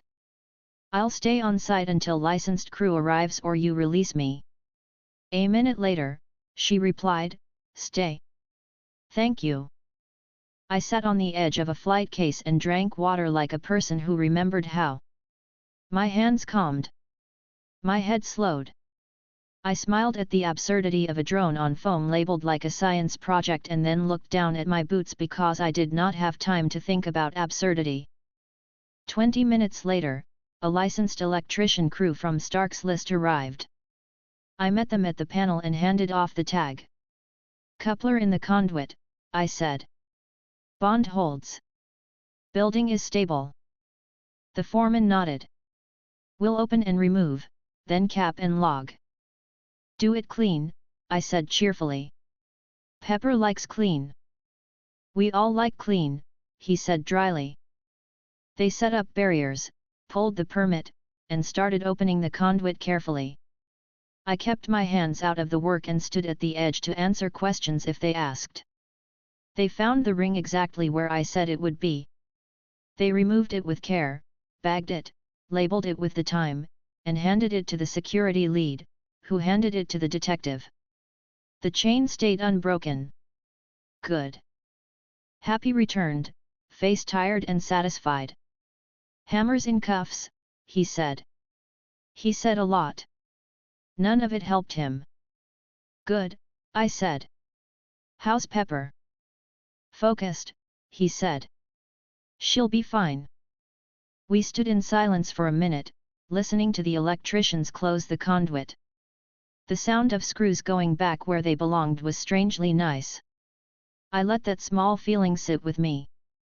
The foreman signed the work order and handed Pepper's copy to me. I took a picture and sent it to her before filing it in a folder on the wall. "Jarvis," I said under my breath out of habit, then laughed at myself. He wasn't here. Old habit. Instead, I texted Tony, "Floor held. South ring reduced.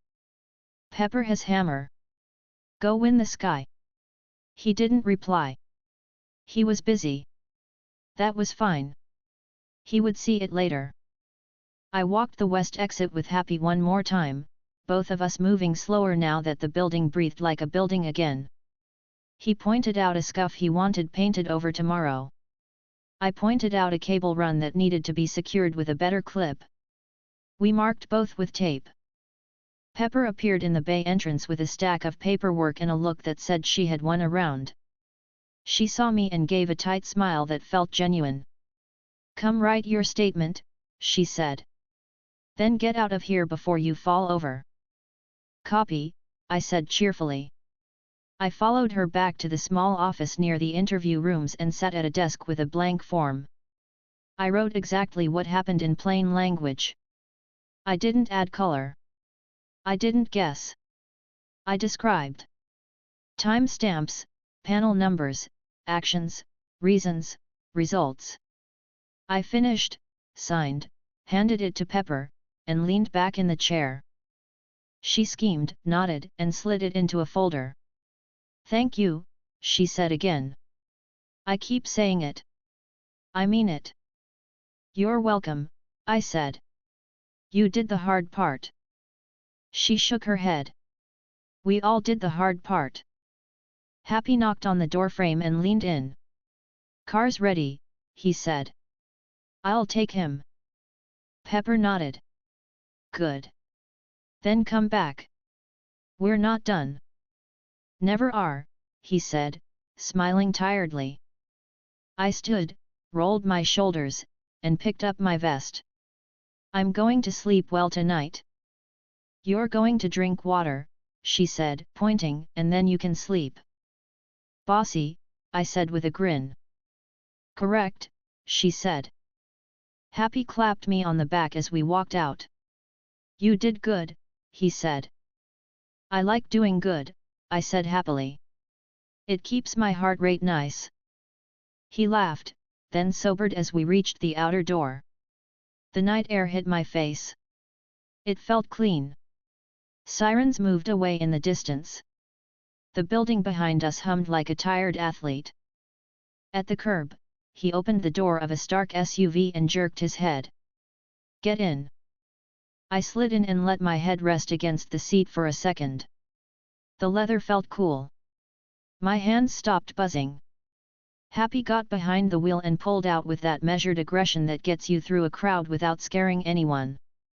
"You hungry?" he asked. "Yes," I said. "Very." "I know a place," he said. "Of course you do," I said. He drove. The road moved under us. My phone buzzed once. A text from Pepper, "We'll need you early tomorrow for the audit." Rest. "Thank you." I typed back, "I'll be there." I watched the dark line of the ocean beyond the buildings and let my chest loosen one notch at a time. Tony would finish his fight. Rhodey would get his head back. Natasha would do what she came to do. Pepper would close this with legal and keep the company standing. Happy would see everyone home in one piece. I would show up tomorrow with clean hands and a new pad of paper. Happy parked in front of a small diner with a neon sign that flickered once every few seconds. He looked at me and grinned. "Best burger in the city," he said. "I'll be the judge," I said cheerful and easy. Inside, the waitress knew him and brought food without asking. He slid a plate to me and raised his glass of water. "To boring panels," he said. "To boring panels," I said, and clinked. We ate. The day finally left my shoulders. I kept my jokes gentle because I was tired and because I had kept people safe, and that felt like enough for a night. When we finished, he drove me back to my place, dropped me at the curb, and told me to sleep. I told him to text if anything changed. He promised he would. I went inside, washed my hands until the black smears from the panel screws disappeared, and looked at my palms in the bathroom light. They were steady. I liked that. I lay down on the couch without turning on the TV. I closed my eyes. The room hummed. My breathing evened out. I slept. Chapter 25, The Audit Line. I woke to 2 texts and a calendar invite. Peppers said, audit at 8 a.m. South Bay first. Bring your notes. Happy's said, coffee? The invite was from legal with 6 names and a room number that told me they were not playing around. I showered fast, dressed in work pants and a clean dark shirt, and grabbed my bag. I packed the legal pad, spare tags, a fresh roll of gaffer tape, my insulated screwdrivers, and a handheld meter with a new battery. I tossed in a protein bar I probably wouldn't eat. The tunnel stayed dark and quiet when I left it. The dampening field held. That was good. The expo center looked tired when I arrived. Last night's noise had drained out of it, leaving taped excess on floors, scuffed corners, and that stale mix of dust and cleaner. Security checked my badge and waved me through with a nod that recognized my face more than my pass. I walked straight to the South Bay with a coffee in one hand and my bag slung loose. Happy stood there with a clipboard and the stance of a man who had slept less than me. You look great, I said cheerfully. He snorted. You're lying, but I appreciate it. Only a little, I said. We ready?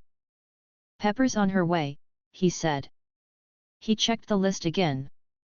LAPD's here. Electricians clocked in 10 minutes ago. Legal set up room 5 for evidence intake. Perfect, I said. I sipped coffee. It tasted like the inside of a burned pot. I drank it anyway. Pepper arrived at 8 sharp with a Stark electricians foreman, a building manager, 2 officers, and a detective who carried his notebook like it was part of his hand. She wore a suit that fit the day and a calm expression that made everyone else stand straighter. Good morning, she said. Her voice was even. Thank you for coming in early. We'll be methodical.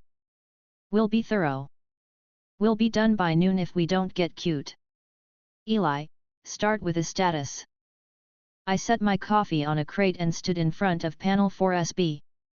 South Bay is stable, I said, bright and clear. Bypass bond installed on conduit mount. Frame bond installed to building ground. Down converter bridge cut and capped. Panel tagged with lockout. 2 ring couplers removed from conduit and grid junction last night under permit. Presented to PD. 1 relay removed from dummy panel. 1 transmitter removed from camera mount. Both bagged and turned over. 1 drone captured and staged on foam. Labels applied. Serial photographed. The detective nodded once, eyes already on the tag.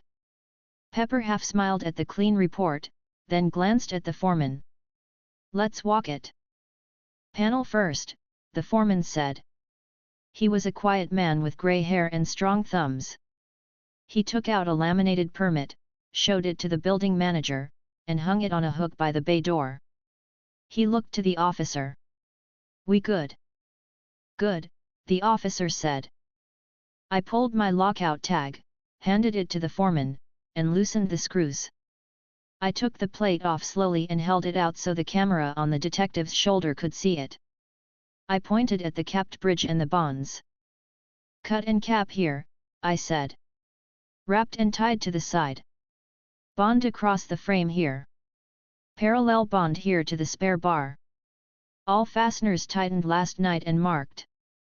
The foreman leaned in, checked each with a gloved finger, and grunted. Clean, he said. No arcs. No stray heat. Conduit?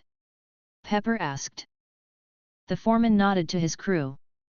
They rolled a small barrier in front of the run, pulled the permit's second tab, and opened the clamp on the section we flagged.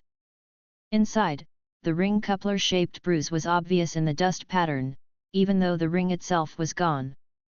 Witnessed removal at 23:58 last night, the detective said, checking his notes. Chain logged. Everything matches, the foreman said. He closed the conduit, tightened the clamp, and signed the permit line with a thick pen.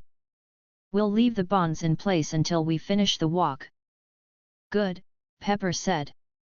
She turned to the building manager. Please note the panel status and the permit closure as pending. We'll finalize at the last stop. The building manager looked like a man who'd seen less exciting days, which was impressive for a building manager. He wrote quickly, then tucked the clipboard under his arm. We moved to the truss. I pointed to the cleaned dummy panel. Relay was stuck here with double-sided adhesive, I said cheerfully. Panel screws were cherry. I removed it and bagged it. The detective took a photo of the spot and the adhesive residue. Noted. We climbed to camera 12. I showed the cleaned mount and the scrape where the transmitter had sat. The detective photographed it. Pepper watched everything, eyes moving across each small detail like she was building a map in her head. Next, she said. Room 7 held the drone on foam like last night. The Exhibit A tape stared up. Happy seemed proud of the label in a way he'd never admit. The detective crouched and read the serial number out loud. One of the officers wrote it down on the chain of custody form. Panel, the detective asked. I held up the clamp tool for everyone to see, popped the access panel to expose the control node, and let the detective lean in by himself. He didn't touch anything. He just looked. He nodded once, and I closed the panel. Bag? Pepper asked. After photos, the detective said. We'll move it to the evidence room with you present. Good, Pepper said. She looked at me. Walk the North Hall conduit with the foreman. I'll finish intake and join you. Copy, I said, cheerful. I held the door for the electricians and the building manager. Happy stayed with Pepper. The officers split, one with me, one with Pepper, radio mics clicking softly as they talked to their people. The North Hall conduit ran the length of the wall above the service corridor. We didn't expect to find more rings there, but expectations were for people who like surprises. I walked the length with the foreman and pointed at every mark that didn't match the plans Pepper had sent me last night. Most were old bumps. One clamp was loose. He tightened it. We moved on. At the junction box near the mid-corridor, the foreman stopped. This cover's been off recently, he muttered. He pointed at a faint fingerprint on the paint near one screw. Weird for a place with dust like this. He opened it under the officer's eye. Inside, the wiring was clean, old, and boring. No rings. No surprises. He closed it again and signed his permit sheet. The building manager wrote in his notes. We finished the North Hall. The foreman called the South Bay crew to fold up their barriers. We headed back to room 5 for evidence intake. Pepper stood at the head of a folding table with legal on one side, the detective on the other, and a chain of custody log in the middle. She didn't sit. She rarely did when things had to go right. The officer set down Exhibit B, the relay, and Exhibit C, the transmitter, in their plastic bags. He called out the seals. Legal checked the numbers against the initial tags. Pepper initialed each line in neat, straight letters. Drone, the detective said. 2 more officers carried the drone in, set it on a padded cart, and watched while a third took photographs from every angle. The chain of custody form moved across the table. Names and times went onto the lines. Pepper didn't rush anyone. She also didn't let anyone talk too much. She controlled rooms with silence better than most people do with speeches. When the last signature went down, the detective closed his book with a firm hand. We'll coordinate with your counsel for transport, he said. We appreciate your cooperation. You'll have everything, Pepper said simply. We'll make your job easier, not harder. He gave a small nod at that. Can we get a statement from Mr. Eli? 10 minutes, Pepper said. He's on the audit with my electricians. I can wait, the detective replied. Pepper handed me a small bottle of water without looking. I cracked it and drank half while she moved the room to the next step with a few phrases and a glance. Legal filed the forms. The officer checked the seals again. The building manager texted someone about a door in the west corridor that wouldn't shut. Happy leaned in. You all right? He asked. Hydrated and charming, I said, smiling. He snorted. You're exhausting, you know that. Only to people who need naps, I said, cheerful. Pepper finished with evidence and turned to the foreman. Full walk of the stage grid, she said. Nothing moves without your sign-off. If you see anything that looks new, call it out loud. Will do, he said. We headed for the stage. Crew from last night were already cleaning up. Tired techs coiled cables with a rhythm that told me they'd done this too many times. The grid looked the same as always, lines, boxes, fixtures, and too much weight suspended above the world. We worked from left to right. Halfway across, the foreman stopped. See that? He asked, pointing at a small case on a sidearm. It looked like a cover plate. It wasn't. The screws were wrong, and the paint was fresh. He removed it carefully, showing the camera the inside. Empty. The screws had been replaced when someone mounted and removed something like a relay housing. He photographed the holes and bagged the plate. Add to intake, Pepper said to Legal, who had caught up. Legal nodded and wrote down the time. The officer sealed the bag. We finished the grid, then the west corridor panels. I kept my voice light, kept my explanations simple, and let the electricians do the work that required their license. I pointed at seams and screws. I answered small questions. I did not talk about jammers. I did not talk about anything that didn't belong in a building report. The words stayed clean, found, removed, bonded, logged. At 10:30, the detective pulled me aside to a bench near the service elevator and opened his notebook. He wore a plain tie and carried himself like a person who measured his steps. Tell me how you noticed the first issue last night, he said. Meter dip at 19:12, I said cheerfully. Not a full drop. A sip. It lined up with movement by cage 14. I tied in a temporary bond, opened panel 4SB, found a down converter bridging into the frame. Cut and capped it. Bonded frame to ground. Reading stabilized. He wrote quickly. Then. Second dip at 19:28, I said. Smaller, different tone. Caused by a passive coupler in conduit. I set a parallel bond to a spare ground bar to give the signal a better path. Stabilized again. After that, I removed one relay from a dummy panel and one transmitter from a camera mount. Both matched the Shell Corporation signature we've seen on other devices. Presented to security under Pepper's order. You used any equipment not now in evidence to accomplish this, he asked, eyes up. I used standard tools, I said, calm. Insulated screwdrivers, a clamp, a handheld meter, bonding straps, and tape. Everything else you saw this morning. He nodded. Okay. He turned a page. Explain how you captured the drone. I opened an access panel using a clamp to avoid pry marks, inserted a small net coil to short the control node, I said. It shut down and I removed it to prevent it powering up into a crowd. He looked up. Where is the net coil? Disposed as scrap after it discharged, I said plainly. It's a maintenance tool. It doesn't hold a signature. He made a mark. all right. He closed the notebook. Your statement lines up with what we're seeing. We may have more questions later. You know where to find me, I said cheerfully. He stood, offered a hand, and shook mine. Thank you.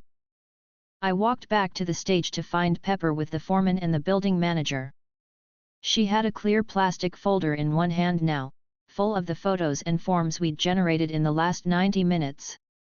She looked like someone who had already planned the afternoon, the evening, and tomorrow before breakfast. Status? She asked, even though she already knew. Grid's clean, the foreman said. We swapped 2 covers. North Hall is clear. South Bay bonds in place.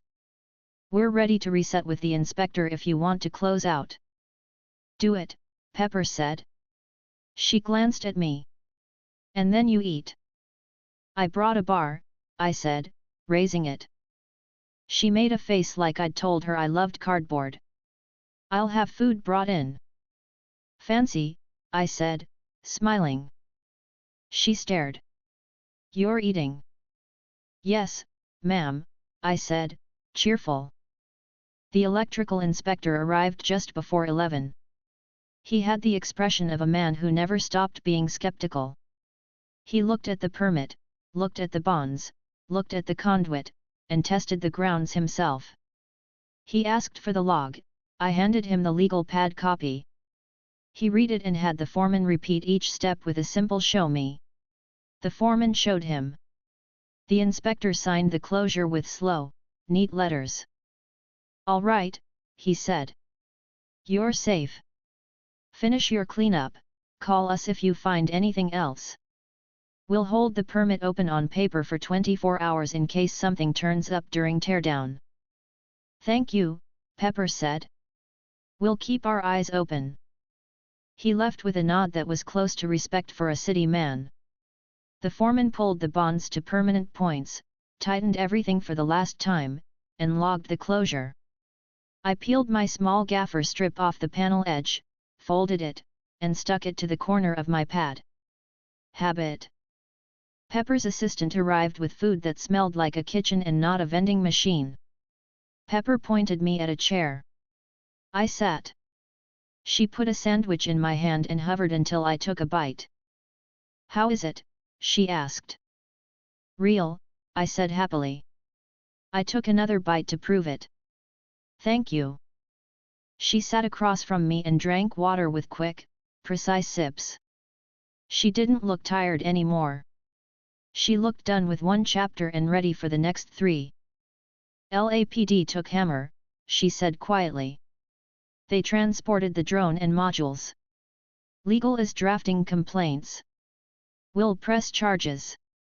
We'll cooperate fully. Good, I said, still chewing. Make it boring and long for him. Her mouth twitched. That's the plan. Happy walked up, checked my plate, and gave a satisfied nod like he'd cooked it. Tony and Rhodey put a crater in the back lot, he said.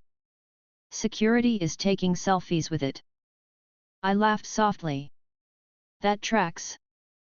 He's okay, Happy added, tone lightening. Bruised ego maybe. The rest checks out. Good, I said. My chest eased a little more. He'll call when he wants jokes or help. He already asked if you were alive, Happy said. I said you were being annoying with tape. Accurate, I said, smiling. Pepper's phone buzzed. She glanced, read, and put it face down. S.H.I.E.L.D wants a walkthrough this afternoon, she said. Carlson. I can stay, I said cheerfully. I'll keep the language clean. Please do, she said dryly. We'll want the same report but shorter. On it, I said. I took another bite, chased it with water, and stood. You want me to start a printed packet? Photos, permit numbers, times. Yes, she said, eyes brightening. Make it simple and unambiguous. My specialty, I said. We moved to a side office with a printer and a sticky keyboard. I pulled the photos from my phone, organized them in order, and labeled each with a caption. I kept the font big enough for someone to read at arm's length. I wrote short sentences under each: Panel 4SB, bridge cut and capped, 1913. Conduit coupler removed under permit, 2358. Dummy panel relay removed, bagged, 1940. Camera mount transmitter removed, bagged, 1945. Captured drone staged, serial 0x7A.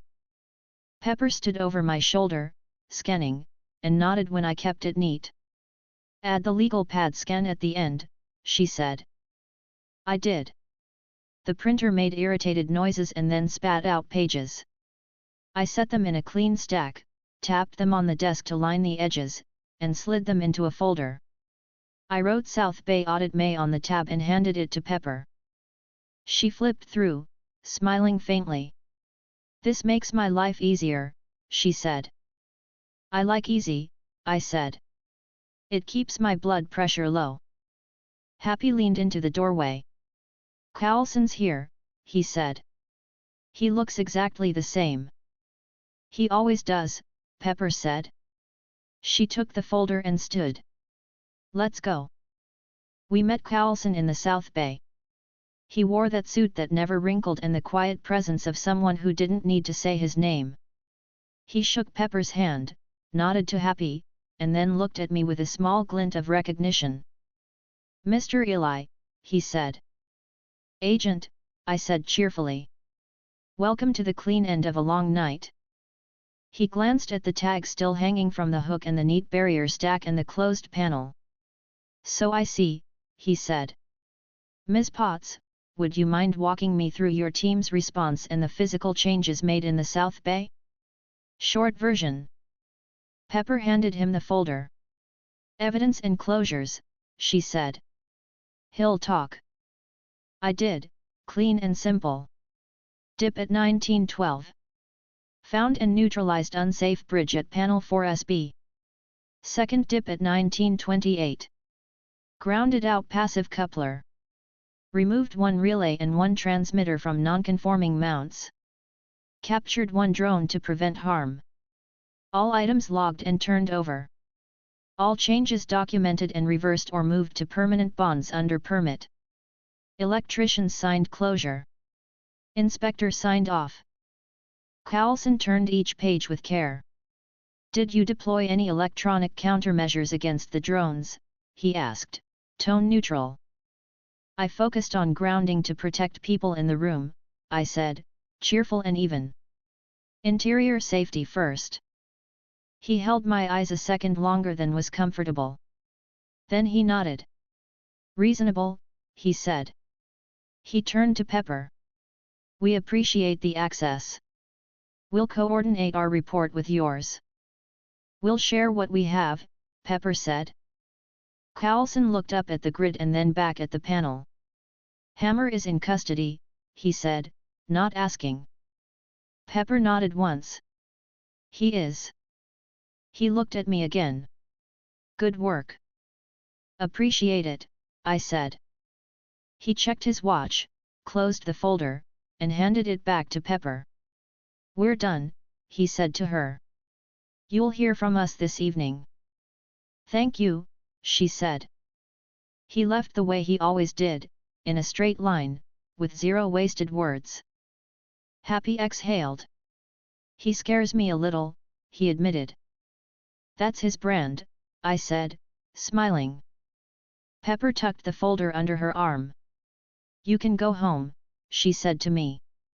Be back tomorrow at 9. We'll debrief with Tony and Rhodey. Legal will want you for 30 minutes. Then we're rebuilding. I saluted with 2 fingers.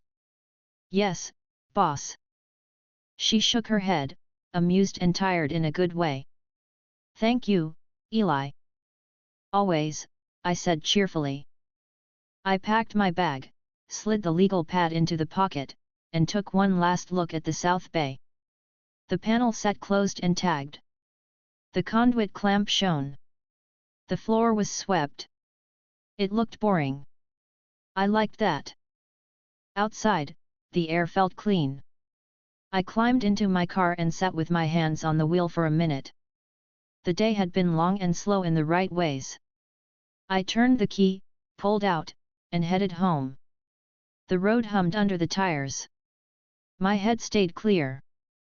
At the apartment, I put my bag on the table and washed my hands. The water ran grey and then clear. I made eggs because my body demanded real food and Pepper's sandwich had barely counted. I ate standing up, then sat on the couch and let my eyes close for a minute that turned into a longer one. When I woke, the sun had shifted. I checked my phone.